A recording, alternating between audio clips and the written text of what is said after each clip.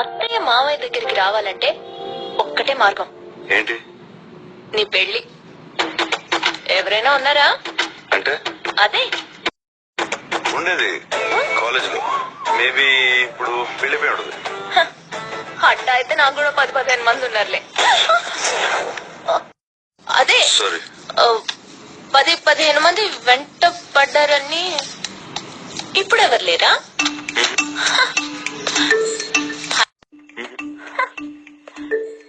హైదరాబాద్ లో అమ్మాయిలు చాలా ఫాస్ట్ అన్నారే, ఇంత వీకా?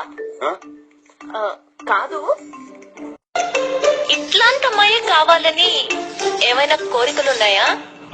నేను కొంచెం హైట్ కదా. నువ్వు ఫస్ట్ ఫ్లోర్ లో ఉండి అమ్మాయి గ్రౌండ్ ఫ్లోర్ లో ఉంటే ఎట్ట వర్కౌట్ అవుద్ది? అమ్మాయి కూడా ఫస్ట్ ఫ్లోర్ లో ఉంటేనే అన్నిటికీ బాగుంటుంది. అర్థమైందా?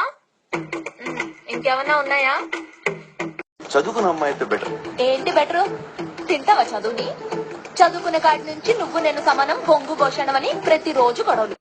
కాలం మారిపోయి పద్ధతులు మారిపోయాయి కానీ నాకే గనుక స్వయంవరం పెట్టే ఎంతమంది రాజులు గుర్రాలు వేసుకుని వచ్చేవాళ్ళు తెలుసా? దీని ఎవరు లేని అమ్మాయి అయితే నీకు కూడా ఎవరు లేకుంటే బాగుండు అనుకుంటుంది. అదే అందరి మధ్యలో పెరిగిన అమ్మాయి అయితే ప్రేమలు విలువలు తెలిసి నిన్ను మీ అమ్మని బాగా. పెళ్ళంటే జీవితంలో ఒకేసారి వచ్చేది. ఒక్క ఛాన్స్ ఇస్తే జీవితాంతం ఇక్కడ పెట్టుకుని చూసుకునే మనిషి దొరకాలి.